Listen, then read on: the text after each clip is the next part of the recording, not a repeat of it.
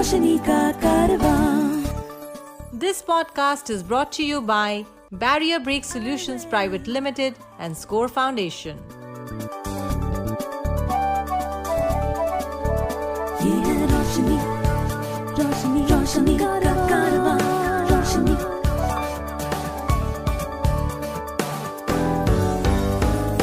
Eyeway, ये है रोशनी का कारवां। Hi, my name is George Abraham, and welcome to this edition of Eyeway Conversations.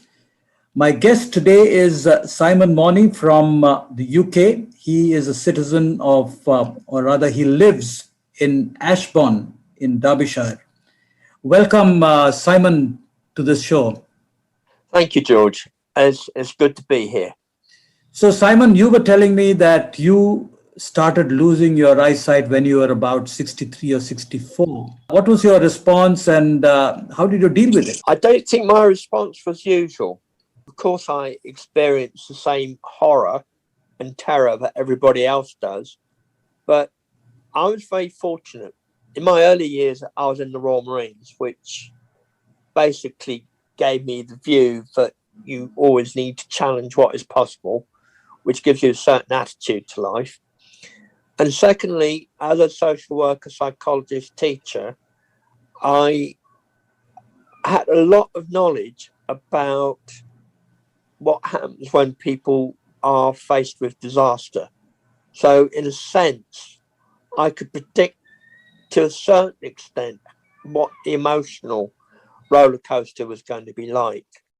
And what I did was I created a set of rules for myself, which I called the rules of engagement with sight loss, to help me keep steady when things are getting a bit wild. I mean, it had things in it like accept your sight loss, obstacles, an opportunity to find solutions through improvisation, adaptation, and eventually overcoming the problem.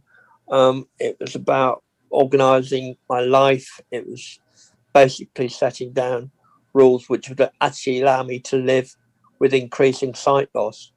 And I basically worked very hard at accepting what was going on right from the beginning, even though it was, as I say, quite frightening. But I was fortunate. I was picked up very quickly within 2 years, by an organisation called Blind Veterans, which is an organisation for ex-servicemen and current servicemen who are losing or have lost their sight. What was the kind of training that you got from Blind Veterans? A lot of it was practical, but the most valuable bit was being with other people with the same problems. And there was an awful lot of peer group support going on. For example, I had the idea that instead of putting toothpaste on a toothbrush, you put it straight in your mouth. And I shared that idea with people, and they thought that was a great idea. Other people had the idea of having high-sided bowls to eat out of, so you weren't chasing your food all over the table. And that was an idea I accepted for myself. So there was a lot of swapping of notes and sharing of tips, and basically sharing what we'd already learned before we got to Blind Veterans. So, and the main thing was, of course, that you realised you weren't on your own. And the greatest thing with Blind Veterans is that things get put in perspective. You know, when I got there, I learned about a young rifleman who was only a teenager. He'd had limbs blown off and eyes blown out in Afghanistan. And you know, to think of a 19, 20-year-old having that happen to him and how he gets on with it is really quite sobering. And then you hear that he's actually getting on with his life and making a good fist of it. It's very humbling. And you then realise, actually, all that's wrong with me is I can't see. So get a grip and stop moaning, you know? So Blind Veterans was useful in the sense it taught me some basic skills.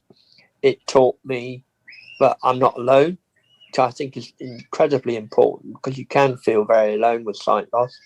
And also it taught me a sense of perspective, in the sense that other people are so much worse off and they've got multiple problems, and all that's wrong with me is I can't see. Simon, you are a family man.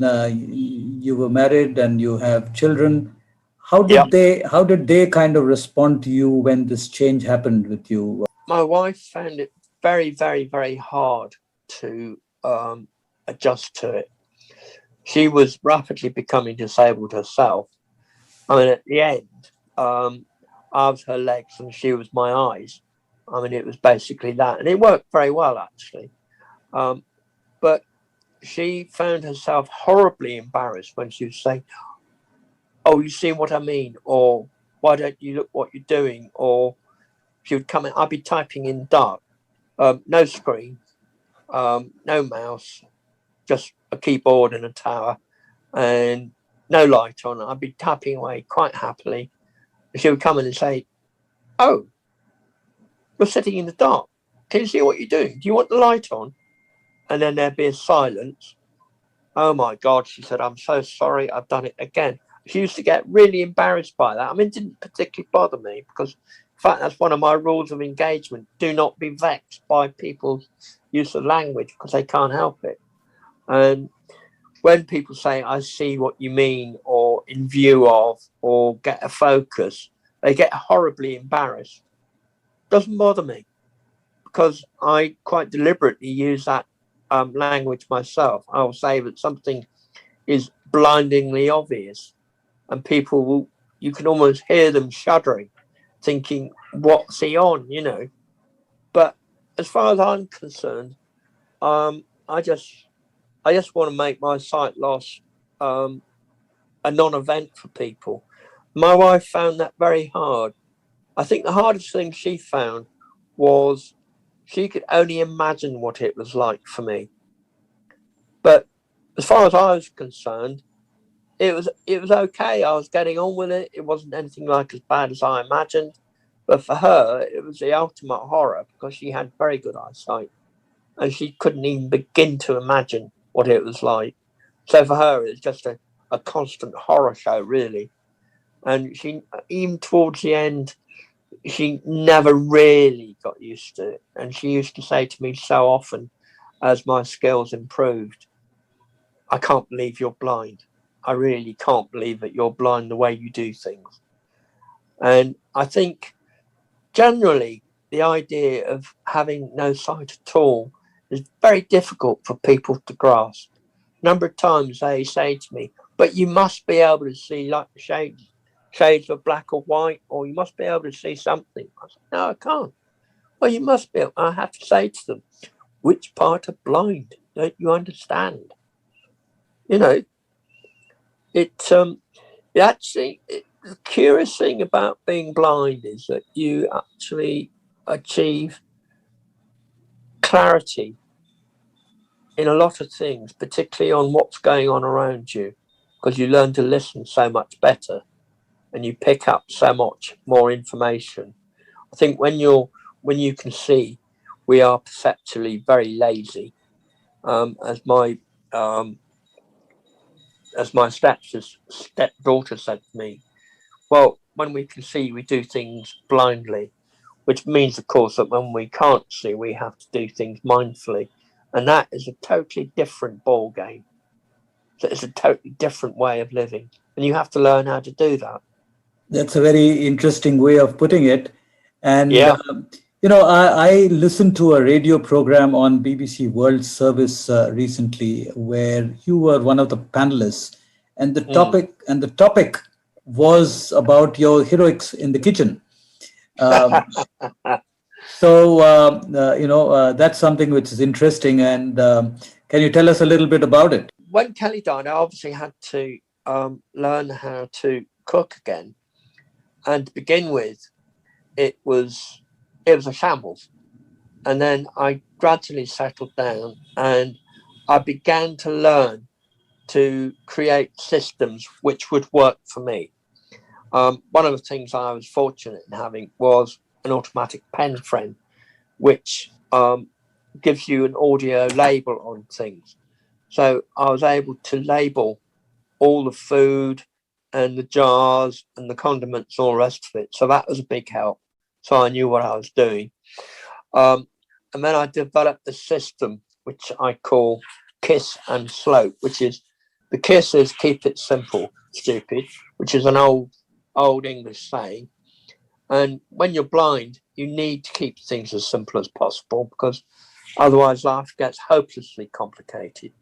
And then SLOPE, S stands for safety, which of course you've got to be really careful of, because you've got hot water, sharp knives, electricity, trip hazards, and God knows what else. Besides, you have to, you also have to operate on the basis of what I call the lazy person principle, which is basically you make sure that you are only focusing on one thing at a time.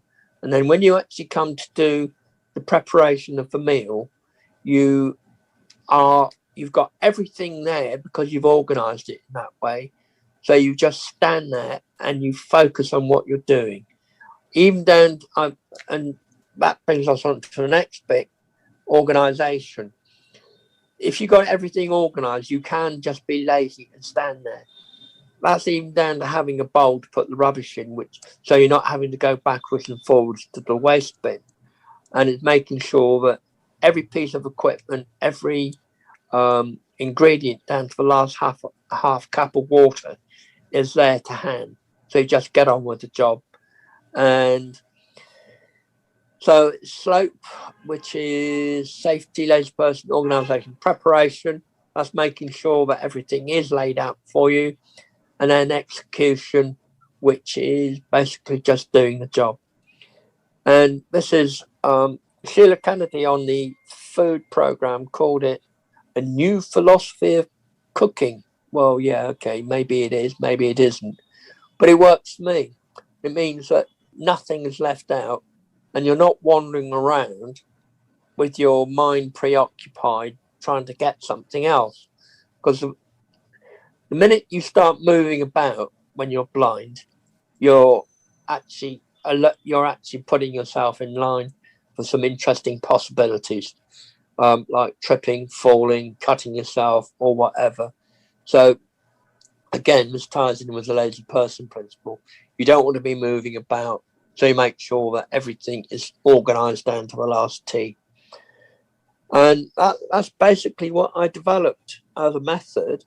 And people coming and saying, "Oh, this is amazing. How are you doing it? How are you doing it?" So I wrote a book about it, and I called it First Catch a Rabbit, because it occurred to me that I wouldn't be the last person to be in the position of losing a spouse. I certainly wasn't the first, and I wouldn't be the last person who was blind who would be in that position.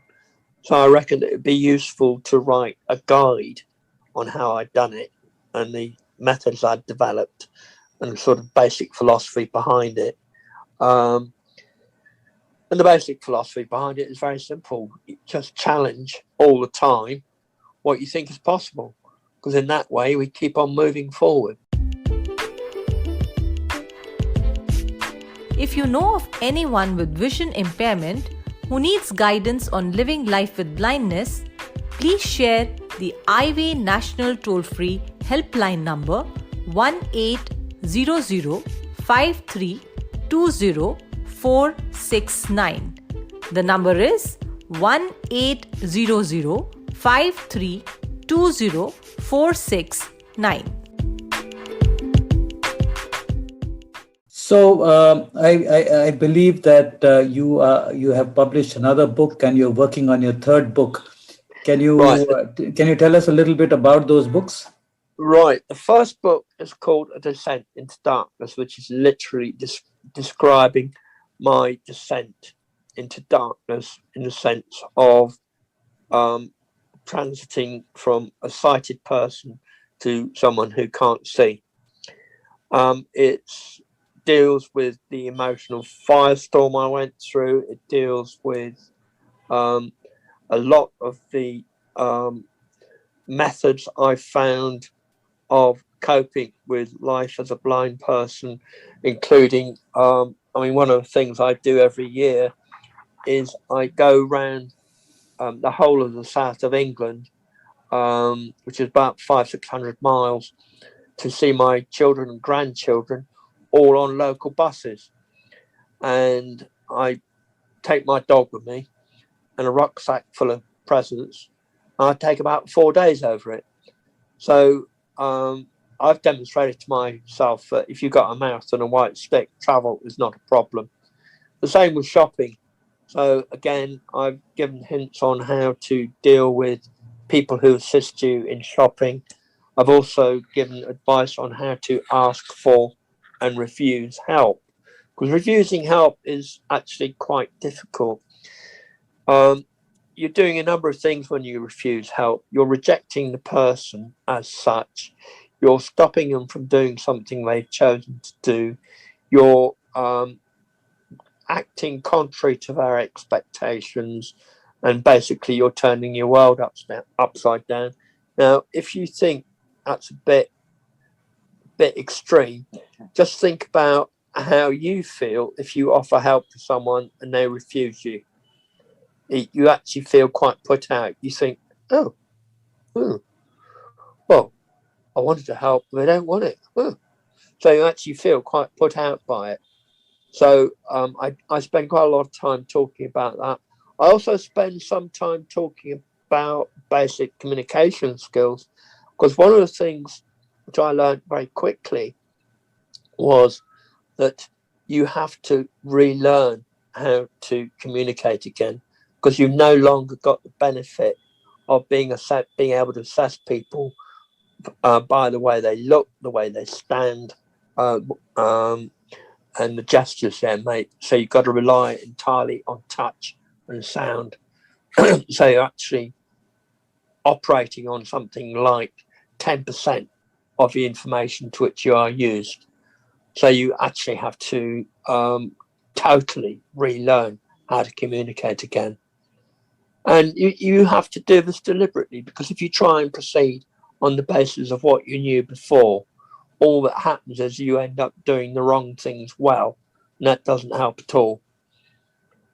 And the other thing, of course, I give warning about in that book is the Charles Bonnet syndrome, or CBS. CBS is when the visual brain doesn't have very much to do, because there's nothing coming in from the eyes, or very little coming in from the eyes. So it makes things up, basically hallucinations. Now, if you know about these hallucinations, they're not a problem. If you don't, you can start thinking you're going mad, and that is a problem, because as we all know, sight loss and mental health are not that far apart. And sometimes a lot of people become very depressed, even suicidal, when they lose their sight.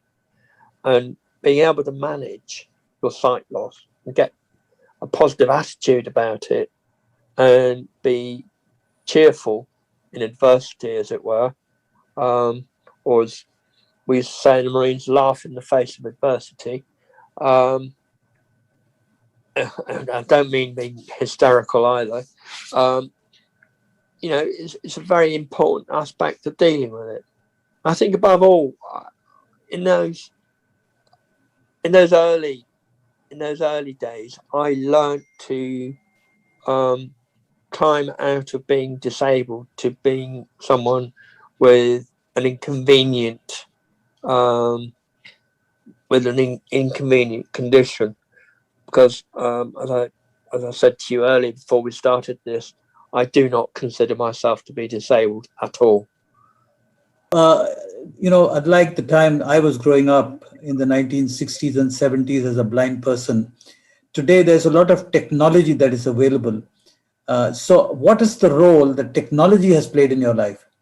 Oh, immense. I've mentioned the pen friend. That labels everything that I need to know. Yes.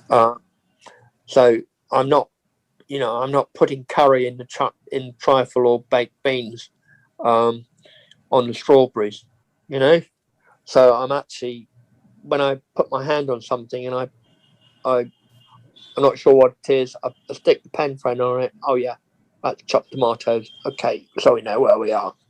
I also have a talking microwave, which is actually quite useful.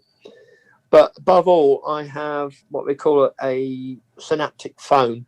So I can find my way around an ordinary touch screen, because everything I touch, it tells me what I'm touching. So I can use a phone. That gives me my independence. The other thing I've got is my assistive technology on my computer. Every keystroke is repeated back to me audibly. So when I'm writing, I know what I'm writing. I've only got to hit a particular key and it'll read it back to me. I mean, there's no way I could have written 3 books and with a 4th on the way without that kind of assistive technology. And one of the things I obviously had to learn to do was touch type. Well, it took me 6 months. I mean, it would take most 16-year-old girls a fortnight, but it took me 6 months. But that's age for you. To support our work with the blind and visually impaired, you can visit the donate page on our website www.scorefoundation.org.in. Please note www.scorefoundation.org.in. So, it's very impressive, Simon. At the age of 64, between 64 and 74, you've done a lot of things which a lot of young people might not dare to do. You've written 3 books, a 4th one on the way. You've learned cooking, and you've kind of written a book about cooking, and you've kind of turned a condition which most people would say is disabling, but you've kind of accepted it and then moved on with life, and just see that as just an inconvenience. So, well, George, can I tell you? Yeah. I've walked 84 miles along Hadrian's Wall for charity, and that was quite an adventure. And that's up in the really rough bit of it, on the border between England and Scotland. That's as far as the Romans went. I've also walked from Ashbourne to Sheffield via one of the local reservoirs, and that's about 61 miles, again for charity. I've also relearned how to sail a sailing dinghy. So I go sailing quite regularly. And I'm also learning to climb at the moment. And I've also had a go at skiing. So, yeah. I've done a lot of things since I lost my sight. The best one, I think, was getting my sailing back, because I've always sailed. So I can steer a boat in a straight line on the wind quite happily. It's not a problem. I just go by the feel of the wind, the direction of the sun, the sound of the water on the hull, and the sound of the wind in the sails. So I've learned to use other senses to do what I used to do with my eyes. And climbing, that tends to be guided in the sense that they'll say, yeah, up to your left, slightly higher, there's a hold, grab.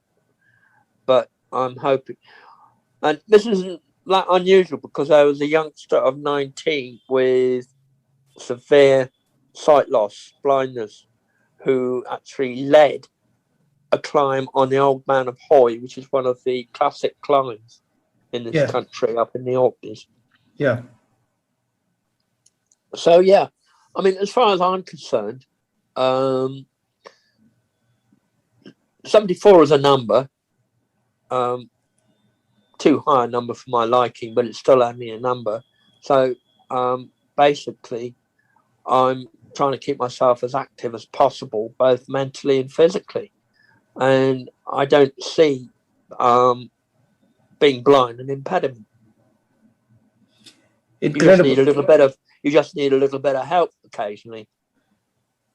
Yeah, I guess the secret of living happy and a good life is to have the right attitude. And I think you, during this conversation, you very amply kind of demonstrated that, and you've talked about so many wonderful experiences you've had.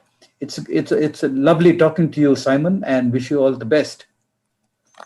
Well, George, I think blindness is as much a state of mind as a physical condition.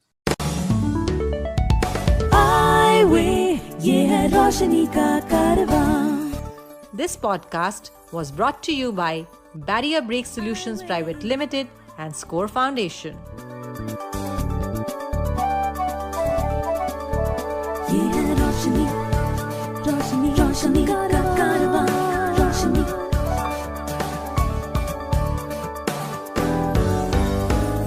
Eyeway, ये है रोशनी का कारवां।